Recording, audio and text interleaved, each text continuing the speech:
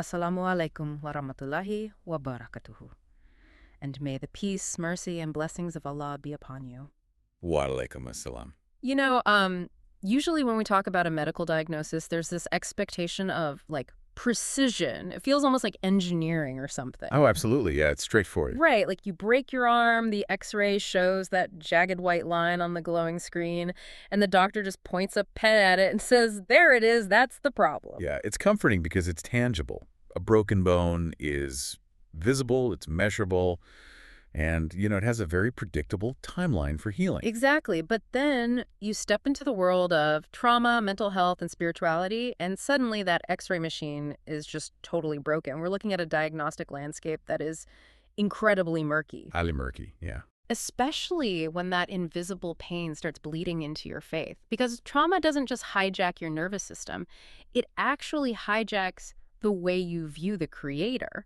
And the researchers and clinical psychotherapists, Najwa Awad and Sarah Sultan, along with Omar Suleiman, who wrote the foreword, have uncovered how these hidden wounds operate in their book addressing the impact of trauma on faith. Right, and they start with a really shocking statistic. Yeah, almost 2/3 of us are walking around with this invisible weight. And I want to speak directly to you, the listener, right now as we begin this deep dive. When you hear the word trauma, your brain might immediately conjure up massive cinematic tragedies. Like explosions and stuff. Exactly. Yeah. You picture a soldier surviving a horrific combat scenario or a refugee fleeing a war zone. But this conversation is not just for people who have survived those highly visible catastrophic events. It is for anyone who has ever felt an invisible weight pulling them away from their faith, draining their joy, or just shattering their peace. Trauma can be a load you've been quietly carrying for decades without even having the vocabulary to identify it. Okay, let's unpack this, because to even begin talking about healing, we have to completely redefine what trauma actually is. We really do. The statistics they provide from the Adverse Childhood Experiences Study, the ACE study, completely shatter the illusion that trauma is some rare anomaly. Out of a sample of over 17,000 individuals from vastly different demographics, researchers found that 64% of people experienced something deeply traumatic during their childhood. Almost 2/3 of the population. 2/3, that's massive. And the researchers break this down into big T traumas and little t traumas, which I think is a vital distinction. That's the most important distinction, yeah. Yeah, because big T traumas are what we usually assume, right? Severe physical abuse, surviving natural disasters, sudden violent death. But little t traumas are incredibly insidious. We're talking about chronic financial ruin, growing up in a house where people constantly walk on eggshells, enduring a highly toxic workplace, a bitter divorce, or just quiet, persistent emotional neglect. Yeah, and the thing is, the human nervous system does not possess a global ranking scale to compare your pain against international tragedies. Money doesn't know the difference. It simply does not work that way. When a person dismisses their own suffering by thinking, well, I haven't been to war, I have a roof over my head, so I shouldn't be struggling, they are literally gaslighting their own biology. Wow. Gaslighting their biology. Yeah, because your body just reacts to the perceived threat in front of it. It doesn't care if the threat is a physical predator or a chronically emotionally abusive parent. The biological cascade is virtually identical. And the actual neurobiology detailed in this research is fascinating. Like, we talk about the brain conceptually, but physically, when you experience trauma, your amygdala, which acts as the emotion processing center, essentially malfunctions. Right. I used to think of it like someone slamming a panic button, but really it's more like a faulty smoke detector. Imagine a smoke detector that goes off with ear-piercing volume just because you're making toast. That is a great way to put it. And your body reacts as if the entire house is engulfed in flames. Your heart rate spikes, your breathing becomes shallow, cortisol floods your system. Just from the toast. Exactly. Now, in a normal, healthy stress response, that feeling passes. The medial prefrontal cortex, the MPFC, which is the logical, judgment, and reasoning part of your brain, steps in. It evaluates the situation. Right. It evaluates the toast, realizes there is no fire, and sends a signal to the amygdala saying, okay, the threat is gone, stand down, we can regulate. But when we introduce unprocessed trauma into the equation, whether it's a single massive big T event or the compounded repetitive stress of little N events over years, that system just completely breaks down. It just stops working. Completely. The sympathetic nervous system, which is responsible for that fight, flight, or freeze response, gets permanently stuck in the on position. It literally cannot turn off. Oh, man. Yeah, the amygdala becomes hypervigilant and continually overrides the MPFC. So the logical brain is screaming, "We are safe now," but the emotional brain just refuses to listen. Which is exhausting. Incredibly exhausting. The work of renowned trauma researchers like Bessel van der Kolk, which informs so much of Awad and Sultan's framework, demonstrates that even when you consciously stop thinking about a traumatic event, the trauma hides in your body. It permanently alters your biological stress baseline. I was trying to visualize what this actually feels like for a person walking around on a random Tuesday. And the best way I can describe unprocessed trauma hiding in your nervous system is to compare it to a smartphone with way too many demanding apps running in the background. Oh, I like that. Right. You look at the home screen and everything looks perfectly normal. You can't actually see the apps running, but they're systematically draining your battery to zero, making every single basic function run incredibly slowly and causing the phone to overheat at the absolute slightest prompt. Yeah, the phone just freezes up. Exactly. You wake up exhausted after 8 hours of sleep.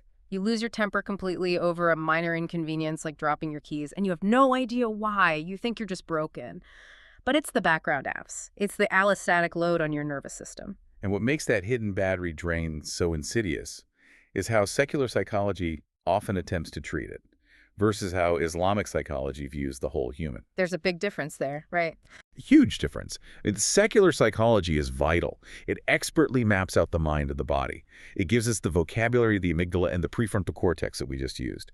But Islamic psychology argues that this is an incomplete picture. Because it leaves out the spiritual component. Exactly. It incorporates the heart, the qalb, and the soul, the ruh. Healing isn't just about reducing the physical symptoms of anxiety. It's about addressing the profound spiritual disorientation that trauma causes. Which brings us to a foundational concept the authors call the Duha approach. Yes. Based on Surah Duha from the Quran, the historical context here is deeply moving. It really is. The Prophet Muhammad, peace be upon him, was going through an agonizing period where he had not received revelation for quite some time. He was experiencing intense emotional distress, profound sadness, and a crushing sense of isolation. And people were talking, right? Oh, absolutely. His detractors were actively mocking him, publicly claiming that God had abandoned him and hated him. He was in a state of deep, deep psychological vulnerability. And the way Allah comforted him in this surah, centuries before the advent of modern psychotherapy, perfectly mirrors the most effective, evidence-based trauma intervention that we have today. The overlap is stunning when you map it out. A traumatized person feels fundamentally unsafe and unloved. So the surah starts with the absolute prerequisite for trauma healing secure attachment. Yeah. Allah reassures him immediately, saying, "Your Lord has not taken leave of you, nor has he detested you." Once that secure baseline is established, it shifts his perspective, gently reminding him that the hereafter is better than the present life, basically widening the lens beyond his current suffering. Which is so crucial when you're stuck in the pain. Yeah, and then it utilizes what we now call cognitive restructuring. It actively challenges his feelings of abandonment by pointing to concrete past evidence. It says, "Did he not find you an orphan and give you refuge? And find you lost and guide you?" It's forcing the brain to look at the historical data of being cared for rather than the current feeling of being abandoned. Exactly. And finally, the surah demands behavioral activation. Oh, right. Getting him to act. Yeah, it tells him not to oppress the orphan, not to repel the petitioner, and to actively report the favors of his Lord.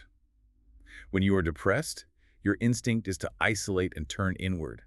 Behavioral activation forces you to engage with the world, which neurologically reinforces the new, healthier thought patterns. That is amazing. It is a completely holistic model, affirming the spiritual connection, changing the distorted thoughts, and engaging in physical behavior to lock in the healing. And this holistic approach is geared towards something the sources call post-traumatic growth, or PTG. What's fascinating here is how PTG reframes the aftermath of suffering. We hear so much about PTSD, but post-traumatic growth suggests that going through profound suffering, while terrible, can actually lead to a radically changed perspective. It's not just about surviving it. No, it can forge a greater appreciation of life, reveal entirely new possibilities, generate immense personal resilience, and spur massive spiritual development. Trauma doesn't just break us, it can remake us. But to achieve this growth, we first have to understand the specific apps running in the background, which leads to the 10 cognitive distortions outlined in the book. Right, because the human brain is a meaning-making machine. When bad things happen, we desperately try to make sense of them. But when the amygdala is dysregulated, the meanings we create are often deeply distorted. Let's look at the first of these major distortions from Chapter 1. It's called filtering, and it seeks to answer the agonizing question, why do bad things always happen to me? Yeah, filtering occurs when your entire life experience is forced through a psychological sieve. All the positive, neutral, and joyful things, the successes, the loving moments, the peaceful days, they just get drained away. They slip right through. Exactly. The sieve only catches the negative. And because the negative residue is the only thing left for you to look at, you perceive the entire world and your entire existence with an overwhelmingly negative bias. The researchers introduce us to a man named Muad. He's 52 years old, and on paper, he is the definition of success. He has a high-level corporate job, a beautiful home, financial security. Sounds perfect from the outside. Right. But internally, his reality is a nightmare. He is currently separated from his third wife, and his relationship with his children from his previous marriages is incredibly strained. Muad sits in his large, quiet house, looks at his history of repeated, painful relationship failures, and is completely consumed by the thought, why do bad things always happen to me? He's entirely focused on the bad. Yeah, he doesn't look at his successful career, his health, or his friendships. He hyper-focuses on the divorces and assumes there must be something fundamentally, permanently toxic about his destiny. What Muad is experiencing is tragic because it's a self-fulfilling prophecy. How so? Well, when your brain adopts a negative filter, you develop intense cognitive biases. You start to unconsciously seek out evidence to prove your negative theory correct. Oh, wow. Yeah, if you believe people always leave you, you will instinctively push them away or pick fights to validate that fear. Psychodynamic theory explains that we often repeat these painful patterns subconsciously, like Maud going through 3 divorces, because we are trying to resolve unmet needs or unhealed wounds from our childhood. We naturally gravitate toward familiar pain. Exactly. Because, as twisted as it sounds, familiar pain feels safer and more predictable than the terrifying vulnerability of a healthy, secure dynamic. So if a listener is sitting there realizing they are stuck in Muad's shoes, actively filtering out all the good and focusing entirely on their perceived curse, how do they dismantle that sieve? The spiritual and psychological antidote provided here is the Islamic concept of husn ad-dan. Having a good opinion. Right. Husn ad-dan means actively cultivating a good opinion of others, and most importantly, cultivating a good opinion of Allah. It is the conscious, intentional practice of challenging the negative filter. But it's not just blind optimism, right? No, it is not toxic positivity. It's demanding objective truth from your own brain. If your negative filter automatically tells you that a friend hasn't texted you back because they secretly dislike you, you have to consciously generate counter thoughts. Give me an example. You train your brain to say, perhaps they are overwhelmed at work. Perhaps they forgot their phone. You have to deliberately hunt for the positive data points that your traumatized brain threw out. And doing that requires so much cognitive effort, especially when you are exhausted. But if you don't do it, that rigidity hardens into something even worse. It really does.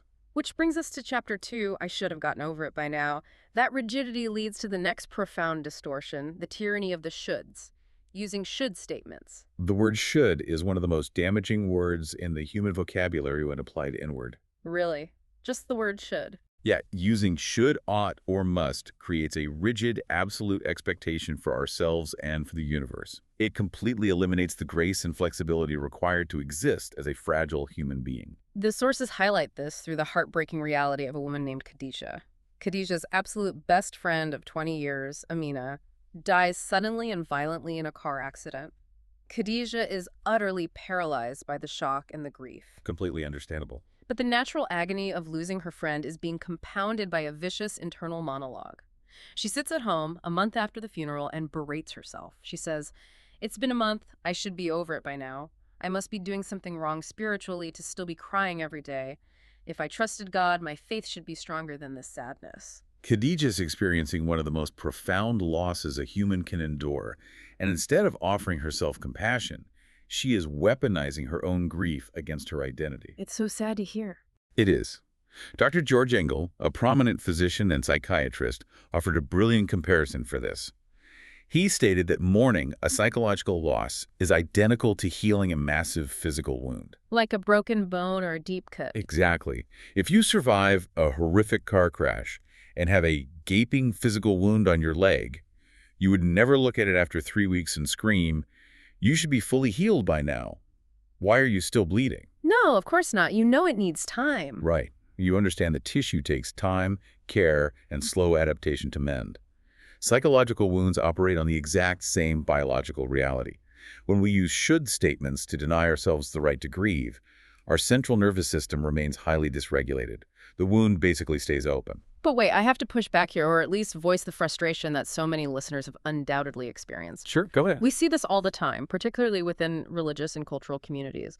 When someone is drowning in grief, well-meaning people constantly tell them they just need to pray more, or that their intense, prolonged sadness is a sign that they lack reliance on God. Yeah, it's very common. But if we look at the actual religious texts, I mean, if the prophet Yaqub, a literal prophet of God, cried until his eyes turned white and he went blind from the sheer grief of losing his son Yusuf, why do we constantly tell ourselves and others that feeling intense sadness is a sign of weak faith? How did we get here? That is a crucial pushback, and the authors address this deeply toxic phenomenon directly. What you are describing is known in psychology as spiritual bypassing. Spiritual bypass. Now, yes, it is the act of using spiritual cliches or religious concepts to avoid facing complex emotional and psychological wounds. It is incredibly damaging because it layers shame on top of suffering. So it makes it worse? Much worse. As you pointed out, the prophets experienced profound, debilitating grief. When the prophet Muhammad lost his infant son, Ibrahim, he wept openly. When questioned about his tears, he explicitly stated that the eyes shed tears and the heart is grieved, but they only say what pleases God. Emotions are created by the divine. They serve a profound physiological and psychological purpose. So when people feel like their prayer is broken because they are grieving, what is actually happening in their bodies? This is where the biology validates the experience. Remember that during trauma and intense grief, your brain is entirely consumed by survival mode. The prefrontal cortex, specifically the executive functioning regions required for deep focus, complex thought, goal setting, and sustained concentration, literally powers down to conserve energy for the amygdala. Wow, it just powers down. It shuts off. Yeah. So when you are grieving like Khadijah and you stand on your prayer mat and find that you cannot focus, your mind wanders, or you feel entirely numb instead of getting a spiritual high, it is absolutely not an indication that your heart is diseased or your faith is weak. What is it then? It is a biological, measurable indication that you possess a traumatized, exhausted brain. That distinction alone, that the numbness is biological, not a spiritual defect, could save someone a lifetime of shame. And that's exactly the difference between shame, unhealthy guilt, and healthy guilt. So get those down for me. Sure, shame is a core belief that says, I am fundamentally flawed and unlovable. Unhealthy guilt says, I violated an impossible standard of perfection that no human could meet. Healthy guilt, on the other hand, is just functional accountability. It's saying, I made a mistake and I need to apologize. So Khadijah is dealing with... Khadijah's thought trajectory is purely unhealthy guilt spiraling into shame. She went from, I shouldn't be sad to honor Jaf, my faith is weak, to Allah must hate me. It's a devastating cascade, all triggered by the rigidity of a single should statement. And that rigidity of the shoulds, that relentless demand for perfection, actually sets the stage for a much darker cognitive trap, which is Chapter 3, Why Bother Living If the Future is Filled with Pain? The extremes. Exactly. When you believe you must do something perfectly, falling even 1% short feels like a 100% failure. You lose all nuance, which is exactly what happens in the distortion of black and white thinking. This is the realm of absolutes. All or nothing, good or evil. Success or total disaster. Developmental psychology tells us that this type of polarized thinking actually originates in infancy. Really? We start that young? Yeah, it's a psychological concept called splitting. It explains that babies can only hold one perspective about a caregiver at a time. If the mother is feeding them, the mother's all good. If the mother leaves the room, the mother is all bad. Oh, I see. There's no middle ground. Right. As we mature, we develop the cognitive capacity to integrate these views, understanding that people and situations are complex and exist in the gray areas. But severe trauma, chronic stress, or high-pressure situations can cause our adult brains to regress back into this infantile, polarized state as a desperate defense mechanism. We see the brutal reality of this regression in the story of Aaliyah. Her story is so heavy. It is. She is a college student trapped in a living nightmare. Her home is incredibly toxic. There is constant screaming, emotional manipulation, and she spends every day walking on eggshells, terrified of triggering an explosion. She sacrificed everything to appease her parents. She abandoned her social life. She changed her major to a degree she hates just to please them, but the goalposts keep moving. Nothing is ever enough. She can't win? No, she can't. Sitting in her room feeling completely trapped, her brain defaults to the darkest form of black and white thinking. She looks at her life and concludes, why bother living if the future is filled with pain? It is a terrifying, suffocating place to be, and it is vital to state clearly, having these thoughts when you are overwhelmed does not mean you are crazy, and it does not make you a bad believer. That's a huge point. It is. The authors highlight that even Miriam, the mother of Jesus, a woman of unparalleled spiritual stature, reached a point of such agonizing physical and emotional pain during childbirth, alone in the desert, that she cried out wishing she had died and been forgotten before this. Expressing the desire to escape unbearable pain is a human expression of being overwhelmed, not a permanent, unforgivable sin. To combat this feeling of being entirely trapped, the authors pull from dialectical behavior therapy, or DBT, which offers 4 distinct options when facing severe hardship. Right. The first option is blunt. Stay miserable. And while that sounds absurd, it is exactly what a lot of people do. Yet, they remain passive because the trauma has convinced them that making a decision is too dangerous, but refusing to choose a path forward is a decision to stay miserable. That makes sense. Okay, option 2. Solve the problem. If you have the agency and physical safety to leave a toxic situation, change jobs, or set a hard boundary, you take direct action to alter the environment. Option 3, change your perception of the problem. Which is useful when you're stuck. Right. If you cannot physically escape the circumstance right now, you work on finding meaning, resilience, or a different angle to view the hardship. And then there is option 4, which honestly sounds like the most difficult psychological maneuver imaginable, radical acceptance. Oh, it is incredibly difficult. Radical acceptance is the absolute antithesis of black and white thinking. How does it work? It is the profound ability to accept reality exactly as it is, without fighting it, without bitterness, while simultaneously refusing to give up hope for the future.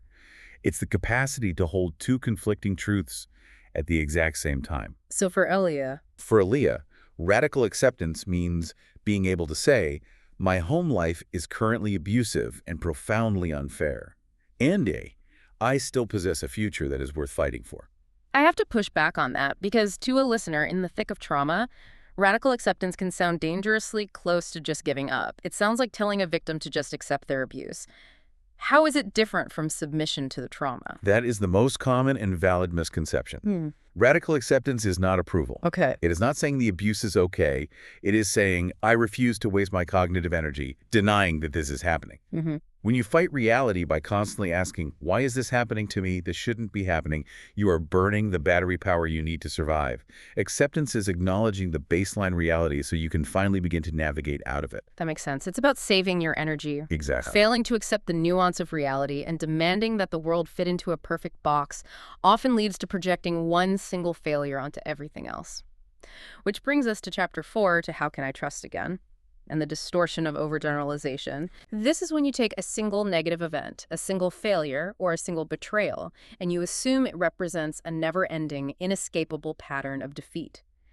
Kathleen's story perfectly illustrates the devastating ripple effects of this distortion. Kathleen's situation is just heartbreaking.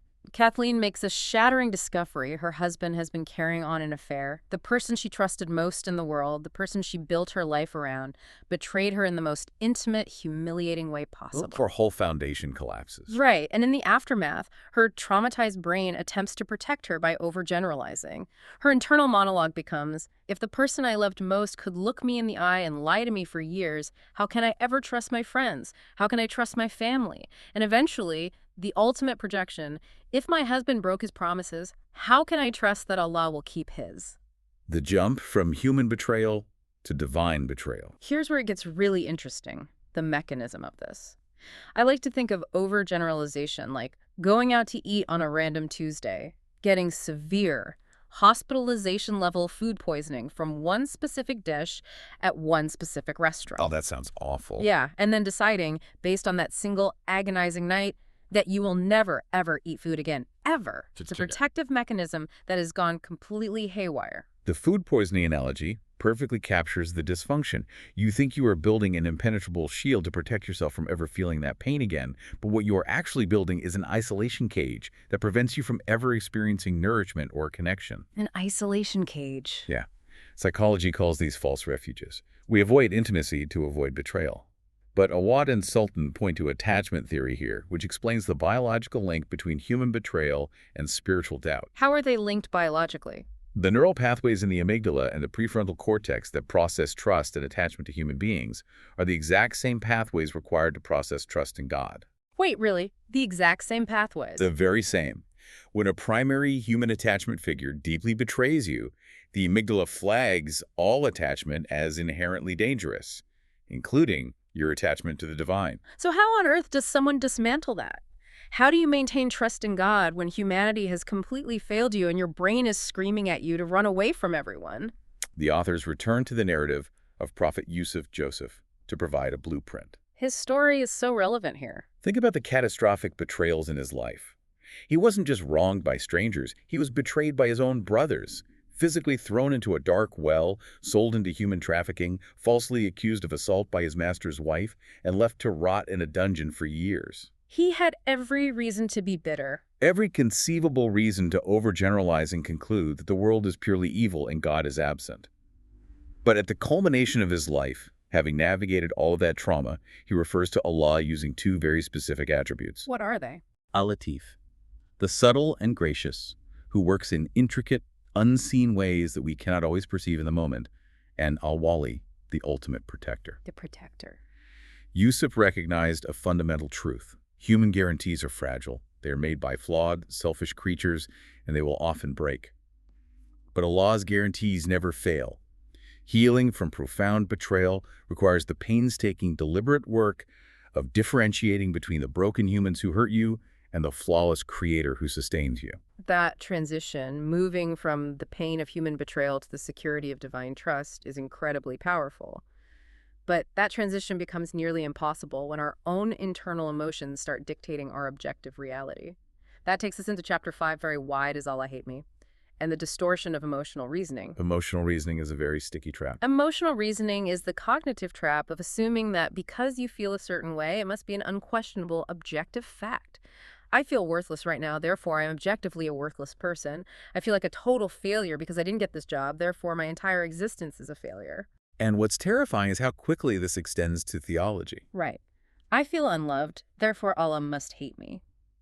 The researchers point out that this distortion almost always involves deep-seated psychological projection. Oh, projection plays a huge role here. Yeah, if a person struggles with severe low self-esteem, perhaps stemming from that childhood emotional neglect we talked about earlier, they walk around feeling fundamentally unworthy of love.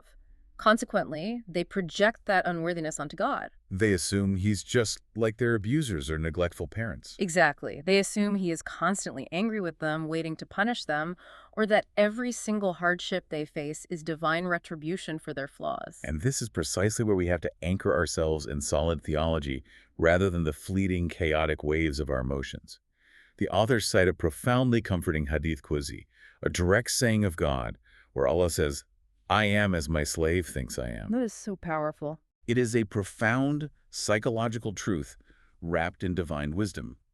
If you expect mercy, you will look for mercy, and you will find it. If you expect cruelty and punishment, your negative filter will blind you to the immense grace that is currently present in your life. Because you're only looking for the punishment. Right. Furthermore, our human definition of what constitutes a bad event is incredibly limited by our linear view of time. What do you mean by that? Well, losing a job, enduring a painful breakup, or facing a delay in a life goal might feel agonizing in the moment, but it could actually be a profound mechanism of divine protection, steering us away from a disaster we couldn't foresee. Right. And I want to ask you, the listener, to pause and really let this sink in. When you automatically assume that Allah hates you just because you are going through a difficult hardship, are you actually playing God? Whew, that's a tough question to face. It is. But are you claiming to possess the ultimate hidden wisdom of the universe? To definitively label a temporary struggle as a permanent curse? We simply do not have the full picture. Which perfectly sets up the twin distortion to emotional reasoning found in Chapter 6, Everything is Falling Apart. This is magnification and minimization. This raises an important question. How do we retrain the brain to see the good when the bad is screaming so loudly? Yeah, because this is the magnifying glass effect. When you look through a magnifying glass, whatever's directly underneath the lens appears massive, overwhelming, and all-consuming, while everything outside the lens effectively disappears. Everything else just blurs out. Exactly. People suffering from this distortion exaggerate the importance of their mistakes, their fears, and their flaws, while simultaneously shrinking their strengths, their resilience, and their positive experiences down to absolute zero. And the story they use to illustrate this is Sawa. Salwa's story is terrifying. Imagine sitting in a sterile doctor's office, and in a matter of seconds, an aggressive cancer diagnosis effectively erases your entire vision of the future. Just completely shatters it. Yeah, Salwa is a mother who receives exactly this news. The shock throws her entire world into chaos. Understandably, she looks at her life and she maximizes the tragedy. She hyper-focuses on the terror of the upcoming chemotherapy, the looming financial strain, the agonizing fear of leaving her children without a mother. All very valid fears. Very valid. But the distortion occurs because she simultaneously minimizes all the immense good that is still solidly present in her life. She minimizes her incredibly supportive husband, her proactive neighbors who are stepping up to help, and her own proven historical resilience. She sits in her living room and concludes, everything is falling apart. There is absolutely nothing good left. It is vital to acknowledge that anyone in Salwa's position would feel that sheer terror. It is a normal human reaction. Of course. But the clinical question is, how do you widen the lens? Awad and Sultan provide a highly effective step-by-step process called cognitive restructuring. Let's actually walk through these mechanics because this is a tool the listener can use today. Okay, step one. You must isolate and write down the specific self-defeating thought. You get it out of your head and onto paper. Salwa's thought is, I'm going to die, I've accomplished nothing, and my life is just a tragedy. Seeing it on paper makes it tangible. Yes. Step two, you identify the specific cognitive distortion at play. Here, Salwa is magnifying the illness and severely minimizing her entire life's work as a loving mother and a dedicated professional. Okay, step three. Step three, you actively formulate a self-endorsing thought to replace the distorted one. You literally list out the concrete evidence of your strengths. Salwa must write down, I have faced terrifying things before and survived. I have built a family that loves me. Wow, that's powerful. And then? Step four, you elevate that cognitive shift into a spiritual practice of gratitude. You acknowledge that the internal strength to endure the chemo, the small moments of unexpected peace, the friends organizing a meal train, those are all active provisions from Allah. It is about consciously, stubbornly shifting the lens from what is actively being taken away to what is continually being provided. And sometimes what is being provided in the darkest moments is the fertile ground for that post-traumatic growth. Precisely. It is the realization that the capacity to experience joy has not been eradicated, merely obscured. As we move forward, I want to offer a gentle warning to you, the listener. We are moving into some incredibly heavy, sensitive territory. We are going to look closely at the inner critic, the devastating weight of the victim label, and the deeply painful distortion of self-blame. This is Chapter 7. It's all my fault. Self-blame, which in clinical terms is often called personalization, occurs when an individual perceives themselves as the sole primary cause of a negative external event for which, in reality, they bore no responsibility. The narrative they share here is utterly devastating. Halima is a woman who is ecstatic about her first pregnancy. She does everything right. She takes the vitamins, reads the books, and builds a beautiful nursery with all these hopes for her son's future. She's so prepared. She is. But when he is born, the doctors deliver crushing news. The baby has a severe, incurable genetic disorder. He will require lifelong, highly intensive medical care. Oh, man. Halima's world collapses. And in the aftermath, her traumatized brain desperately screams, why?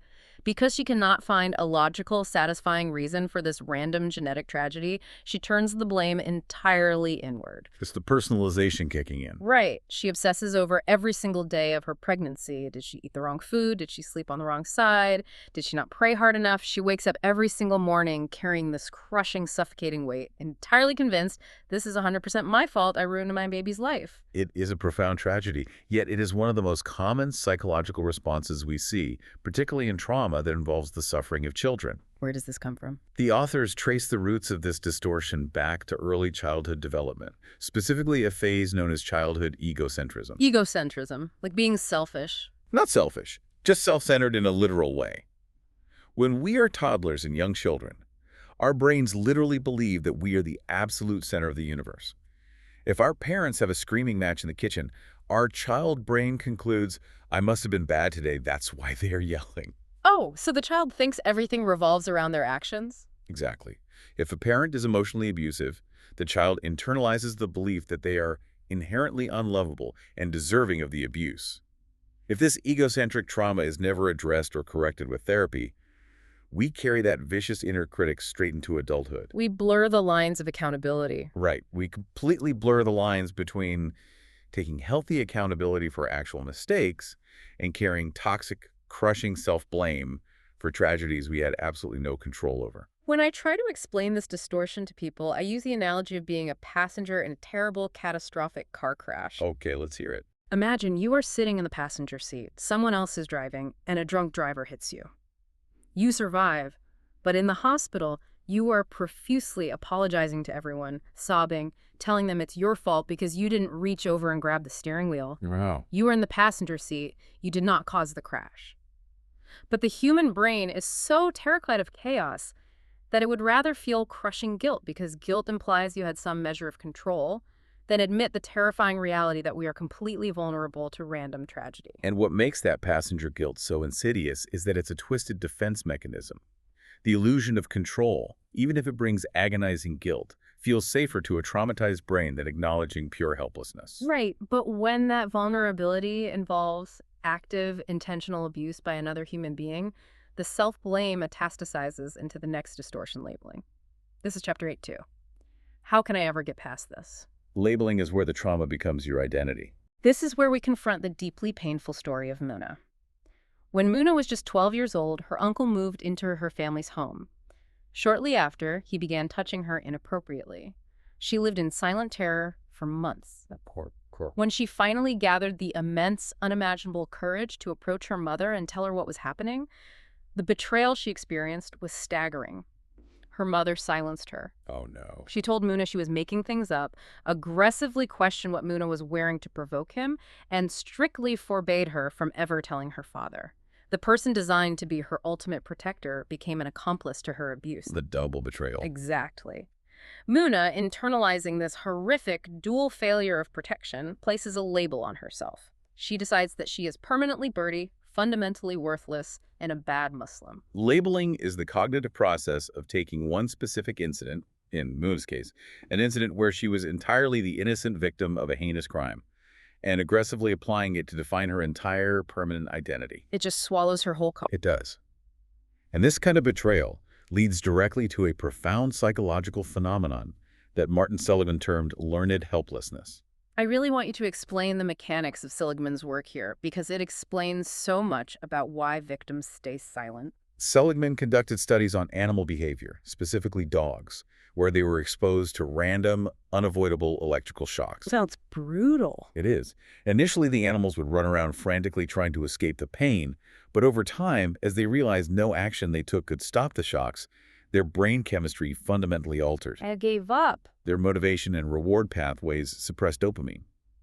Even later, when the researchers put them in a box where they could easily jump out to escape the shock, the dogs just laid down and took it. They had learned that they were completely helpless. Action literally felt biologically impossible. Oh my goodness. That's devastating. When human beings are repeatedly victimized, and critically, when they are silenced by those meant to protect them, they learn helplessness. They adopt the victim label not just as a descriptor, but as their core identity. So the vital question is, how does someone like Muna, or anyone listening, who has endured abuse, chronic neglect, or repeated trauma shed that heavy, suffocating label, how do you transition from the passive identity of a victim to the empowered identity of a survivor? The authors provide immense hope here by leaning heavily into the biological reality of neuroplasticity. The brain's ability to change. Right. The brain is not a fixed concrete organ. It is highly adaptable. It can form new neural pathways. You can actively unlearn helplessness, but you do it by intentionally, systematically taking back control. Where do you even start? The absolute first step is cognitive awareness, definitively acknowledging that what happened to you was not your fault, but a violent violation of your God-given rights by a perpetrator who chose to do evil. And beyond the cognitive shift, regaining physical control of the body is a massive component of trauma recovery, isn't it? It is paramount. Trauma, especially physical, sexual, or severe emotional abuse, is a profound violation of bodily autonomy. The trauma stays trapped in the muscle memory. So how do you get it out? This is why Awad and Sultan, like many modern trauma experts, highly recommend somatic interventions. Expressive therapies, martial arts, intense running, yoga, or deep breath work. Getting moving. Yeah, these aren't just hobbies, they are physiological tools to reconnect your brain to your physical strength. You are proving to your nervous system in real time that you are no longer a powerless child. You own your body again. It is safe to inhabit your physical form. And elevating that to the spiritual realm, the book brings in the incredibly liberating theological concept of ultimate justice. This is so important for survivors. It is.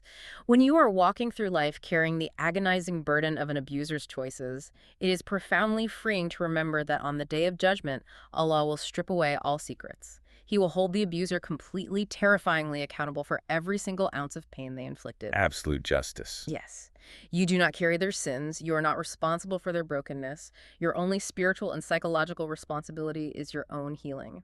That theological guarantee of absolute, inescapable justice is a cornerstone for trauma survivors within the Islamic tradition. It serves a profound psychological function.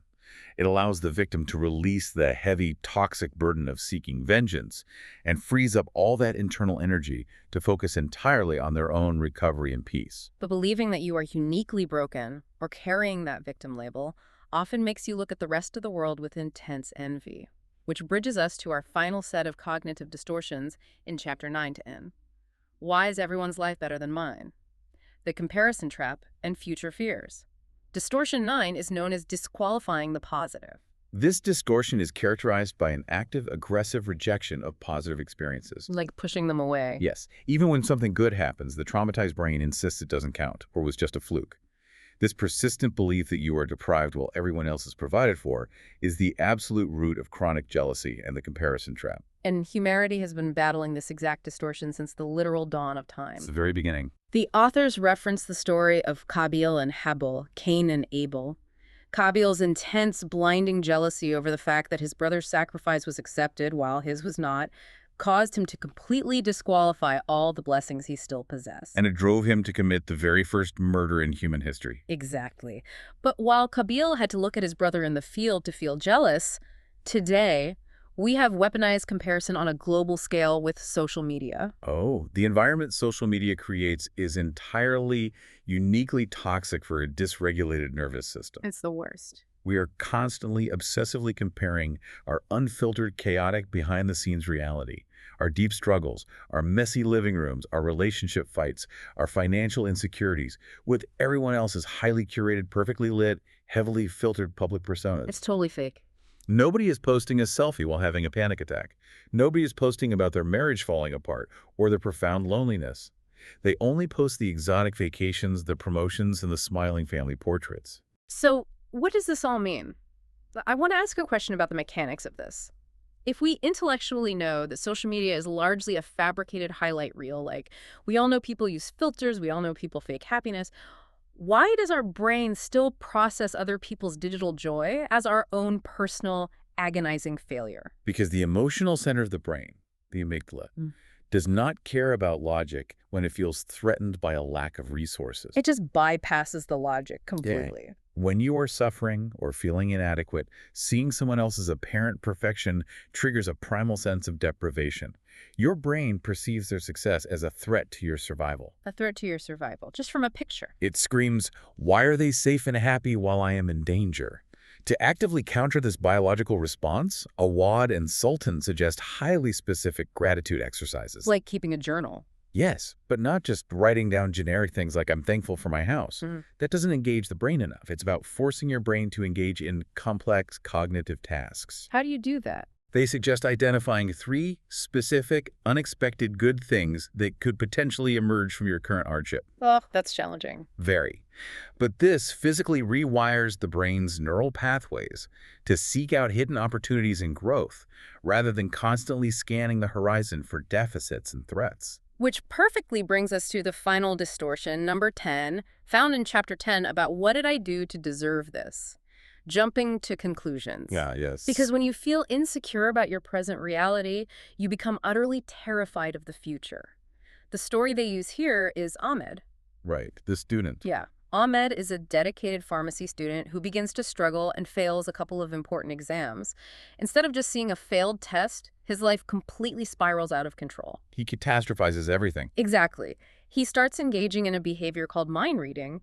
He assumes his friends are avoiding him because they secretly think he's a failure and a loser. Which he doesn't actually know. He has no proof. Then he engages in fortune telling. He decides that because he failed these tests, he will get kicked out of the program. His entire career is permanently destroyed, he will never find a spouse, and his life is basically over. Ahmed's brain is absolutely terrified of the unpredictability of his future. So, ironically, it attempts to gain a sense of control by proactively predicting the absolute worst-case scenario. It's trying to protect him. It's an evolutionary hangover. We are biologically wired to seek meaning and predict outcomes. If you are a primitive human walking in the savannah and you hear a rustling bush, assuming it is a lion, it keeps you alive. Better safe than sorry. Exactly. Assuming it is just the wind gets you eaten. When we are traumatized or highly stressed, our brains default to lion mode. But the problem is, in the modern world, if you assume every failed exam, every unreturned text message, and every awkward interaction is a lion coming to eat you, you will completely destroy your mental and physical health. Precisely. You will flood your body with cortisol for threats that do not exist. So what's the antidote for Ahmed? The antidote the authors provide here is a blend of cognitive behavioral therapy and deep spirituality. It requires profound humility. Humility. It is the conscious admission that you do not possess a crystal ball. You cannot predict the future with certainty, and you absolutely cannot read other people's minds. You have to let go of the control. You have to surrender your desperate need for control to the theological concept of the clear record. You place your trust in the Creator, who sees the entire vast tapestry of your life, rather than panicking uncontrollably over the single frayed thread you are currently holding in your hand. Wow. Okay, we have explored the dense neurobiology, the theological frameworks, and the 10 specific cognitive distortions that hijack our minds. Now, as we move into the final phase of the book, Awad and Sultan provide us with the coping skills toolbox. Which is so necessary. It really is. This isn't theoretical anymore. This is highly practical application for managing the exhausting day-to-day reality of living with a traumatized nervous system. Because possessing insight into your trauma is only half the battle. Knowing why your alarm bells are ringing doesn't automatically turn them off. Right. You need concrete, actionable tools to physically regulate your body when the panic sets in. Let's talk about the safe place and containment exercise, because I think this is incredibly useful for professionals or parents. It's a lifesaver. When highly distressing traumatic memories pop up at the worst possible times, say you are in the middle of a crucial work meeting, or you are trying to fall asleep and your brain decides to replay your worst memory, you need a way to manage that distress without dangerously suppressing it. Suppression just makes it come back stronger. Exactly. So the clinical advice here is to create a mental vault.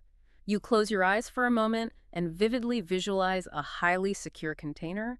It could be a heavy steel safe, a locked treasure chest, or a reinforced vault. Something solid. You mentally take that distressing thought or memory, place it inside the container, lock it with a heavy key, and visualize yourself turning and walking away. It's an active visualization. Right, you are communicating directly to your nervous system saying, I am not ignoring this pain, but I am containing it safely until I am in a secure environment with the emotional bandwidth or my therapist to process it properly. It's a powerful exercise because it gives you agency over your intrusive thoughts. You are no longer a helpless victim to whatever your brain throws at you. You're in charge of when you deal with it. But for those moments when you are feeling entirely physically dysregulated, when your heart is pounding and you feel like you're floating out of your body, the book provides somatic grounding techniques. And one of the most beautiful and evocative tools they share is the mountain meditation. I want to fully describe this for the listener because the imagery Awad and Sultan use is incredibly grounding. Please do. You find a quiet place to sit. You feel the solid, unyielding surface of the chair or the floor beneath you. You close your eyes and you visualize a grand, ancient, majestic mountain. Yeah. You see its wide, heavy base rooted miles deep into the bedrock of the earth, completely immovable. So stable. You see its peak piercing through the clouds. And then you imagine your own body becoming that mountain. You are solid. You are present. And as you sit there, you observe the weather changing around you. Weather being your emotions. Exactly. You see violent thunderstorms roll in, lightning striking, howling blizzards piling snow, and scorching summer heat beating down. The weather changes rapidly, the seasons shift, the environment is chaotic, but the mountain remains entirely unmoving and unbroken. It just observes the storm. Yes, you embody that ancient strength. You allow your turbulent, terrifying emotions to swirl around you like that weather, acknowledging their presence, but knowing with absolute certainty that they will eventually pass. Your core, rooted in the immutable strength Allah has granted, you cannot be destroyed by the storm. It is a profound, deeply regulating practice of mindfulness. If we connect this to the bigger picture, these coping skills, the mental containment, the somatic grounding of the mountain, are not just about achieving temporary stress relief. They're doing deeper work. Fundamentally, they are about the hard, glorious work of rewiring your traumatized nervous system.